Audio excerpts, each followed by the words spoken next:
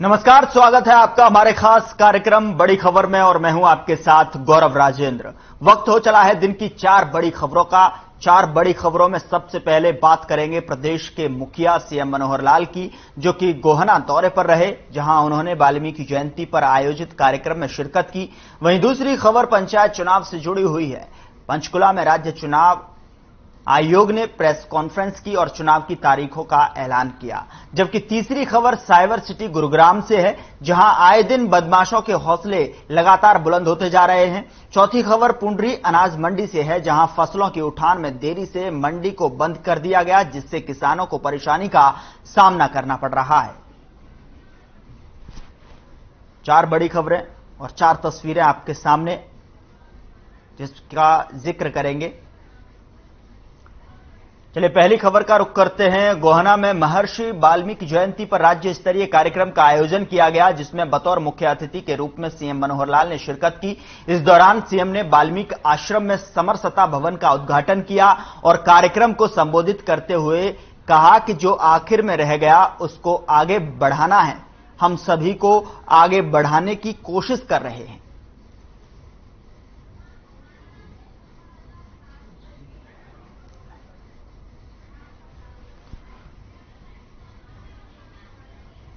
तो सीधा रुख करते हैं गोहाना, जहां से हमारे संवाददाता लाजपत हमारे साथ लाइव जुड़े हुए हैं।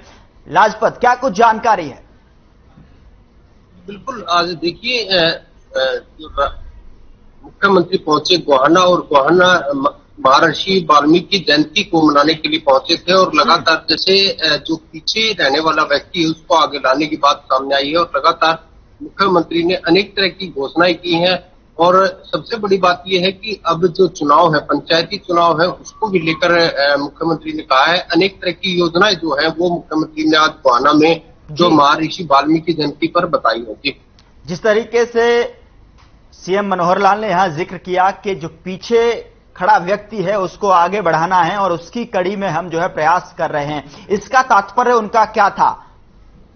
जी बिल्कुल, देखिए अभी जो पंचायती चुनाव है उसमें सरपंचों को मौका दिया गया है। अनेक तरह की ऐसी योजनाएं हैं जो पीछे रहने वाले व्यक्ति हैं उनको आगे लाने का प्रयास है। लगातार जैसे अभी पंचायती चुनाव है तो उसको लेकर कहीं ना कहीं संकेत थे कि जो पीछे व्यक्ति है उसको आगे कैसे लेके आना है। अनेक तरह की योजनाएं बनाई जा रही हैं, क्योंकि जो ठेकेदारी प्रथा है उसको बंद करने की बात है।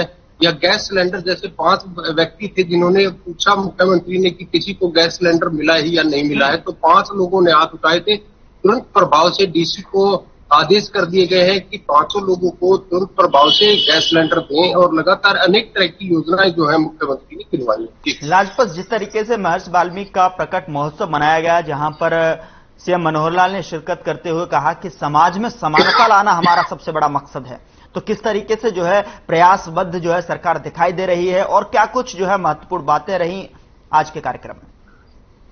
जी बिल्कुल, देखिए महत्वपूर्ण सबसे बड़ी बात है कि अनेक तरह की योजनाएं जो है मुख्यमंत्री ने करवाई है। जैसे अभी जो पंचायती चुनाव है उसमें सरपंचों को मौका दिया है ताकि जो व्यक्ति पीछे है उसको कैसे आगे लेके आना है, इस तरह की योजनाएं मुख्यमंत्री ने बनाई है। और अगर देखा जाए तो इस कार्यक्रम में वहां सीएम मनोहर लाल के साथ साथ कौन कौन बड़ा चेहरा मौजूद था?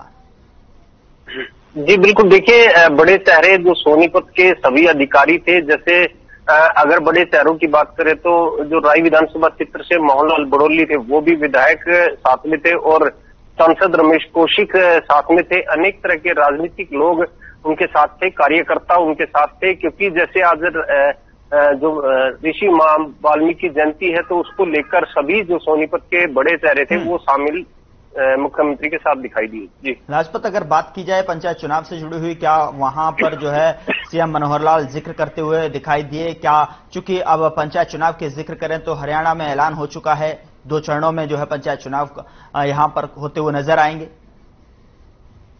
जी बिल्कुल, देखिए चुनाव मेन है क्योंकि काफी लंबा समय हो चुका है। पंचायती चुनाव को लेकर गांव-गांव में राजनीति दिखाई दे रही है, तो उस बात को लेकर आचार संहिता लग चुकी है, डेट बिल्कुल सामने आ चुकी है। जैसे आज मुख्यमंत्री ने भी साफ किया है कि पंचायती चुनाव को लेकर भी अनेक तरह की योजनाएं बनाई गई हैं, क्योंकि अब जो बड़ा चुनाव होना है वो भी दूर नहीं है। लेकिन मुख्यमंत्री ने साफ किया है कि जो पंचायती चुनाव है वो पहले होंगे, उसके बाद हर एक तरह की योजनाएं बनाई गई हैं, क्योंकि गांव में जो विकास रुके हुए हैं उनको भी गति में लेके आना है। जी, तो किस तरीके से प्रयास किया जा रहा है कि पीछे खड़ा हुआ कतार में जो व्यक्ति है उसको आगे तक लाना है और उसका प्रयास किया जा रहा है? सरकार लगातार प्रयास कर रही है। कैसे कैसे जो योजना है सरकार की वहां तक पहुंचाई जा रही है? जैसा कि आपने जिक्र किया कि गैस सिलेंडर किस किस को मिले, उसका जो लाभ है वो किसको मिला, वो भी वहां पर जो है पूछते हुए नजर आए।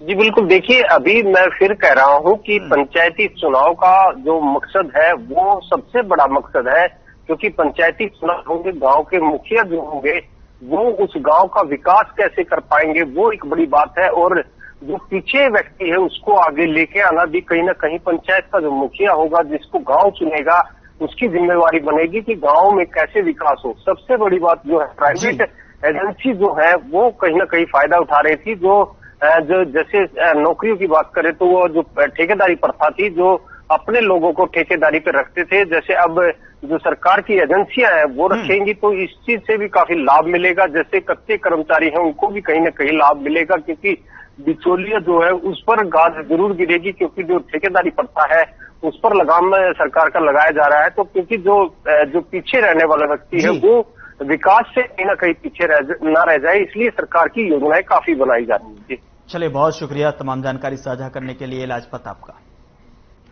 दूसरी बड़ी खबर का रुख करते हैं। हरियाणा पंचायत चुनाव का ऐलान हो चुका है। चुनाव आयोग ने पंचायत चुनाव कराने की घोषणा कर दी है।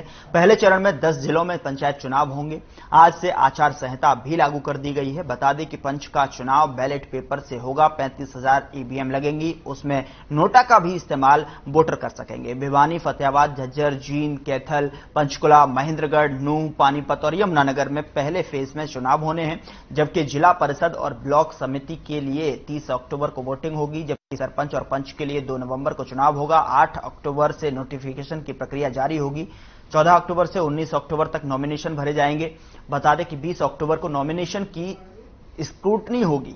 21 अक्टूबर को नॉमिनेशन वापस लिए जा सकते हैं। आदमपुर के उपचुनाव को लेकर भी डिप्टी सीएम दुष्यंत चौटाला का बयान सामने आया है।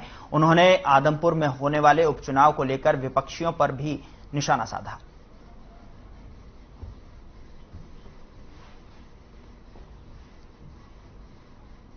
क्या वो कांग्रेस के हक में जीती थी जो जेजेपी में जीती थी? आज बारी बारी ये कहना कि बीजेपी के विरोध में जीती थी, तो कांग्रेस के भी विरोध में जीती थी। और जो कैंडिडेट आदमपुर से रिजाइन कर हटा है वो कांग्रेस छोड़कर गया है, ना कि किसी और पार्टी से रिजाइन किया है। तो भूपेंद्र सिंह हुड्डा को तो अपनी अंतरात्मा से ये पूछना चाहिए कि उनकी टीम में मेंबर कितने बचे और कैसे वो आगे बढ़े। इस पर ज्यादा बातचीत करने के लिए हमारे साथ स्वर्णजीत सिंह, ब्यूरो हेड, हमारे साथ लाइव जुड़ चुके हैं। उनके पास सीधा रुख करते हैं।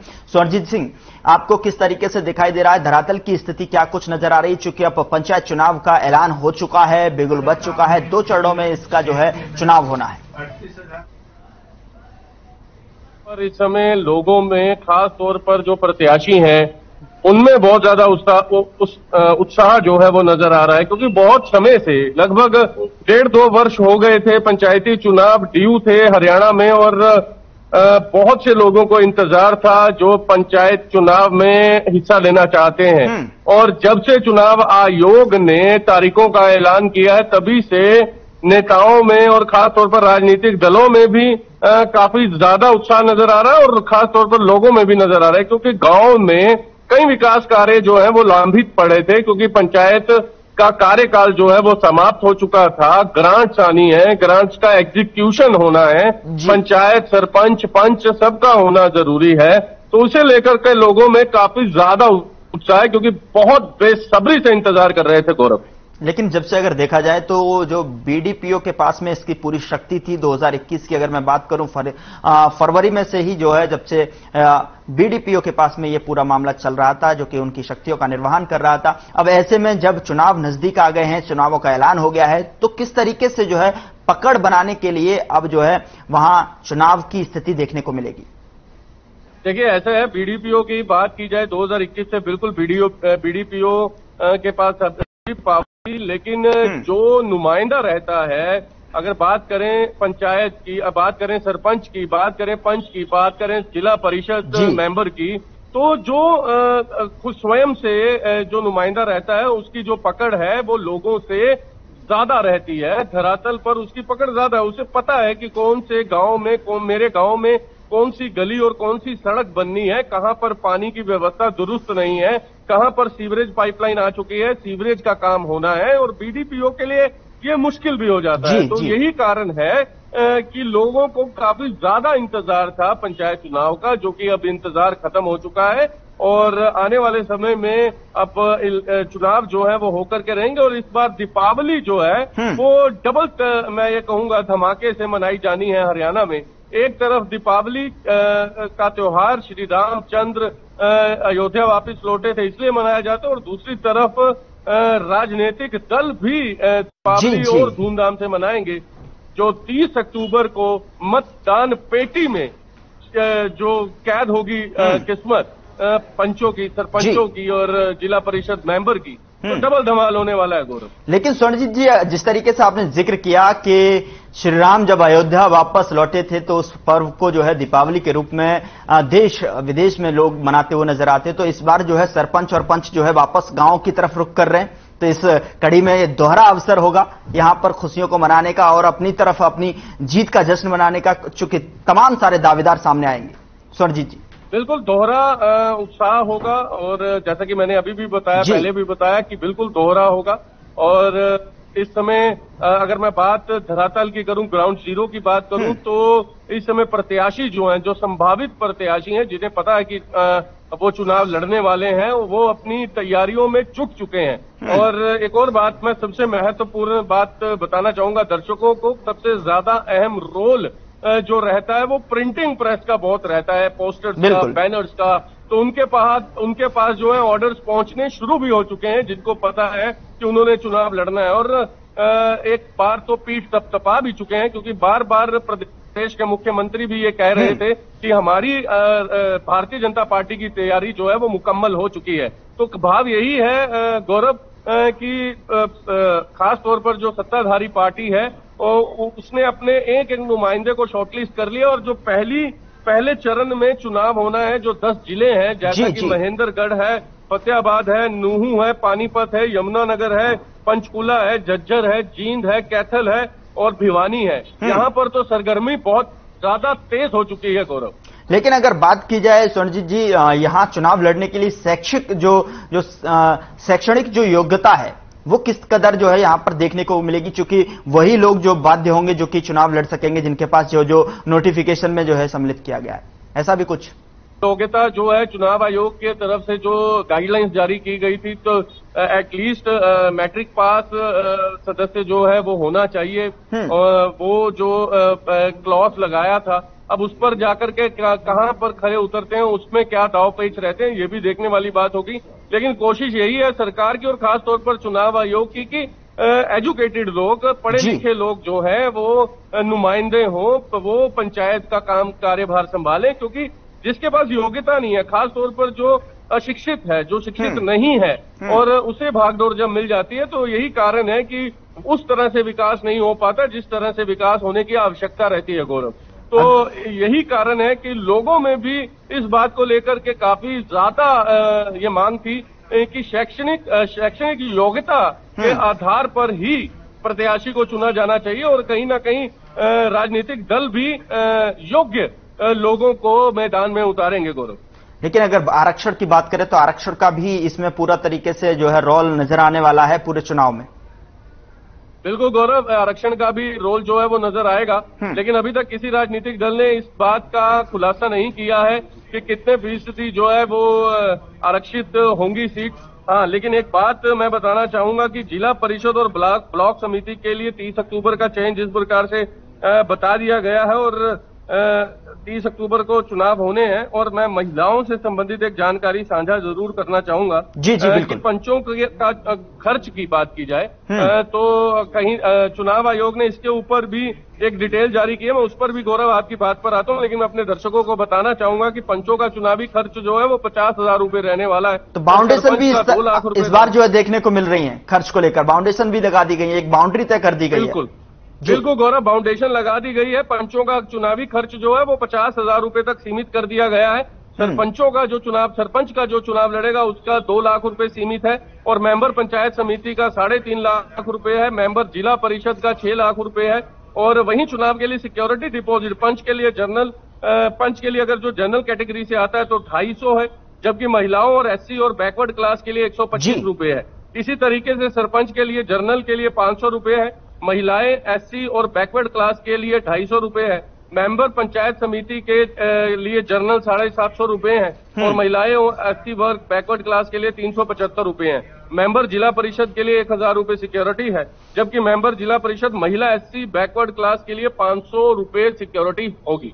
तो गौरव, कहीं ना कहीं बाउंडेशंस भी लगा दी गई हैं कि इतना खर्च होगा, चुनावी खर्च ये रहेगा। ये विधानसभा में भी देखने को मिलता है, लोकसभा चुनाव में भी देखने को मिलता है, लेकिन आप और मैं भली भांति जानते हैं और कि हाथी के दांत दिखाने के कुछ और। बिल्कुल। अब ये देखने वाली बात होगी कि कितने बाउंड्री का जो है यहाँ पर निर्वहन किया जाएगा, किस दायरे के अंदर जो है खर्च होगा। बहुत बहुत शुक्रिया हमारे साथ जुड़ने के लिए, तमाम सारी बातें जो है विस्तार से बताने के लिए। अगली खबर का रुख करते हैं। साइबर सिटी गुरुग्राम में बदमाशों के हौसले लगातार बुलंद होते जा रहे हैं। अर्जुन नगर में 2 स्कूटी सवार बदमाशों ने एक युवक को गोली मार दी। हमले में गंभीर रूप से घायल युवक को इलाज के लिए अस्पताल में भर्ती कराया गया है। सूचना मिलने पर पहुंची पुलिस ने मामला दर्ज कर जांच शुरू कर दी है।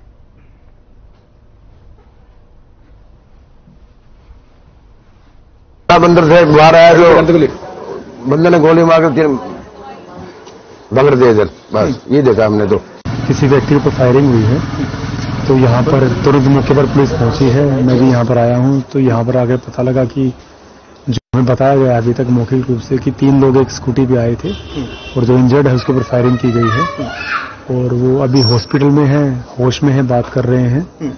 अब इनका स्टेटमेंट लिया जाएगा, उसके बाद आगे कार्रवाई की जाएगी। घटना के बारे में तो नहीं जानता मैं।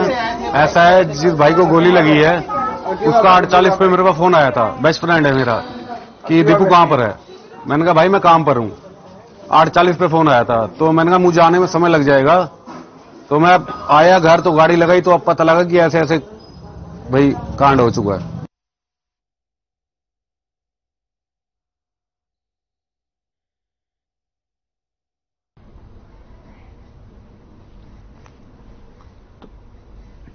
गुरुग्राम से खबर देख रहे हैं आप, जहां पर बदमाशों के जो हौसले हैं वो किस कदर जो है बुलंद हैं, वो इन तस्वीरों से भी आप अंदाजा लगा सकते हैं। बदमाशों ने युवक को गोली मार दी।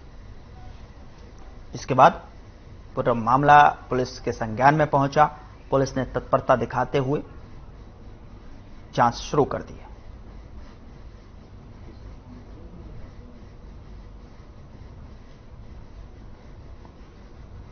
पुलिस ने जांच शुरू कर दी है। गुरुग्राम से खबर आपके सामने टेलीविजन स्क्रीन पर आप देख पा रहे हैं कि स्कूटी सवार युवक को बदमाशों ने गोली मार दी, जिससे कि आसपास के क्षेत्र में भय व्याप्त है। और जब पूरे मामले की जानकारी पुलिस को मिली तो पुलिस ने तत्परता दिखाते हुए मामला दर्ज कर जांच शुरू कर दी।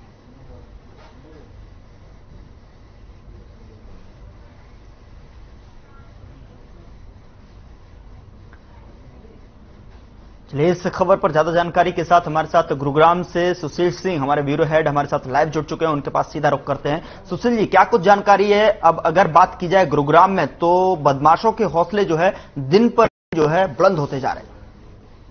और बिल्कुल गौरव, देखिए जिस तरह से घटनाएं सामने आ रही है और एक पर एक तमाम घटनाएं सामने आ रही है, कोई ऐसा दिन खाली नहीं जाता जहां गुरुग्राम जिले में कहीं कोई इस तरह की वारदात सामने न आए। और जो रात वारदात हुई है गुरुग्राम के अर्जुन नगर में, बिल्कुल पॉश इलाका माना जाता है और 1 किलोमीटर के दायरे में तमाम बड़े ऑफिसर्स की आवास या ऑफिसेज हैं। और वहां पे जिस तरह की घटना हुई है, बीती रात 3 बाइक स्कूटी पे सवार थे और तीनों ने जाकर इस तरह से फायरिंग की, घायल किया। उससे साफ लग रहा है कि शहर में जो अपराधी है वो बेखौफ हो गए हैं। कहीं ना कहीं उन्हें अब प्रशासन का, पुलिस का डर नहीं है और इस तरह की घटनाओं को अंजाम दे रहे हैं। तमाम एक घटनाएं ऐसी हो रही है गौरव, से देखकर निश्चित तौर पर पुलिस से लोगों को उठना शुरू हो गया है। और एक पहले हम देखते थे कि खाकी का खौफ होता था, वारदात के बाद वो उनके अंदर कहीं ना कहीं डर होता था, वो कहीं कुछ नजर नहीं आ रहा है। चाहे वो पुलिस पर हमले की बात हो या फिर कहीं दिन दहाड़े किसी दूसरे शख्स पे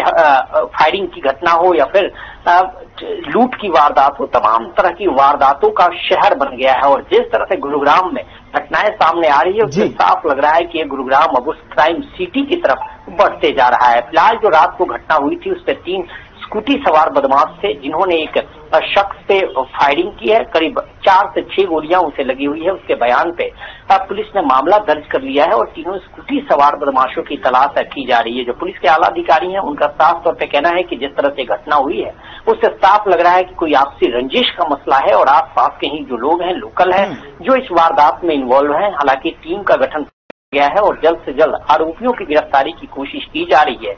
देखना है कि आरोपियों की गिरफ्तारी के बाद क्या कुछ निकलता है। जो सर्कमस्टांसेज हैं, जो लोग चश्मदीद हैं, उनका साफ तौर पे कहना था कि ये जो पीड़ित है जिसको गोलियां लगी है वो कहीं ना कहीं शराब का कारोबार कर रहा था और उसको लेकर उसकी आपसी रंजिश इसमें सामने आ सकती है। तो फिलहाल सबकी निगाहें टिकी है कि पुलिस जब आरोपियों को गिरफ्तार करेगी और गिरफ्तारी के बाद खुलेगा। लेकिन अगर ओवरऑल क्राइम की बात करें तो पूरे गुरुग्राम में जहां भी देखें आप जी तमाम इस तरह की घटनाएं सामने आ रही है जो पुलिस पर कहीं ना कहीं सवालिया निशान जरूर खड़ा कर रही है। जी, कहीं ना कहीं सुशील अगर बात की जाए तो क्या बदमाश पहले से घात लगाए बैठे हुए थे? अगर दूसरी तरफ पीड़ित की बात करें तो उसकी स्थिति किस तरीके की हालत जो है बनी हुई है? और लगातार जैसे कि आप बता रहे हैं कि जो व्यवस्था बनी हुई है, कानून व्यवस्था की अगर बात करें तो वहां तो सवाल निश्चित तौर पर खड़े हो रहे हैं और लॉ एंड ऑर्डर यहां पर शर्मता हुआ नजर आ रहा है। सुशील जी, फिलहाल हमारे साथ जुड़ने के लिए बहुत बहुत शुक्रिया, हमारे साथ जुड़ने के लिए, तमाम सारी जानकारी साझा करने के लिए। अगली बड़ी खबर का रुख करते हैं। प्रदेश में धान की भारी आवक के चलते मंडियों में उठान होने में परेशानी हो रही है। अनाज मंडी में धान की बंपर आवक से धान व्यापारियों में, बोरियों में और साथ ही साथ बात की जाए अनाज मंडी में भी बंद हुआ है। किसान परेशान हो रहे हैं और आड़तियों के मुंह लगातार उतरे हुए हैं, जिससे कि मौसम की दोहरी मार जो है यहां किसानों पर पड़ती हुई रही है। धान की ज्यादा आवक मंडियों में जो है किसान आड़ती भी इससे के परेशान है। मंडी के बंद का कारण जी यहाँ ये जो बोरियों का जो कट्टे हैं गवर्नमेंट के, उसका जो उठान बहुत ही धीमा है। इस वजह से ये मंडी बंद की गई है ताकि ये उठान हो सके और फिर और ट्रालियां और तो अब भी गति धीमी है, क्या कहना आपका? गति धीमी क्यों? अब भी गति धीमी का कारण यही है जी, ये जो उठान है बहुत ही धीमा है। इसको जल्दी मौसम को देखते हुए किसानों ने एकदम से ज्यादा अवकाश और जाम लगा हुआ है सड़कों पे, जिसकी वजह से गाड़ियों में लोडिंग में दिक्कत आती है। 3-4 घंटे के अंदर गाड़ी मंडी के अंदर घुसती है, लोड होने के बाद 4-5 घंटे रोड में। कितनी धान आपने खरीदा और कितनी उठ चुकी है आपका उठान? मैंने अब तक 1 लाख क्विंटल धान खरीद लिया, जिसका 30% हमारा। इससे तो जी निवाजी हो रहा है, 5-5 घंटे तो लाइन में खड़े रहा जी, ट्रैक्टर लेकर किसान भी इज्जत भी आवा है और न इसका ये रास्ता दे रहे हैं। बोरी पड़िया हुआ है, बहुत ज्यादा परेशान। ऊपर तो इन्हें राम ने तंग कर रखे, उसी ने किसान ने, इन्हें सरकार ने जी। तो क्या मांगा आपकी? मांग तो यही है जी भाई, अपने जल्दी से जल्दी उठते बोरी उठ जाए और हमने अपना जीरी अपने बेच के अपने चले जाओ।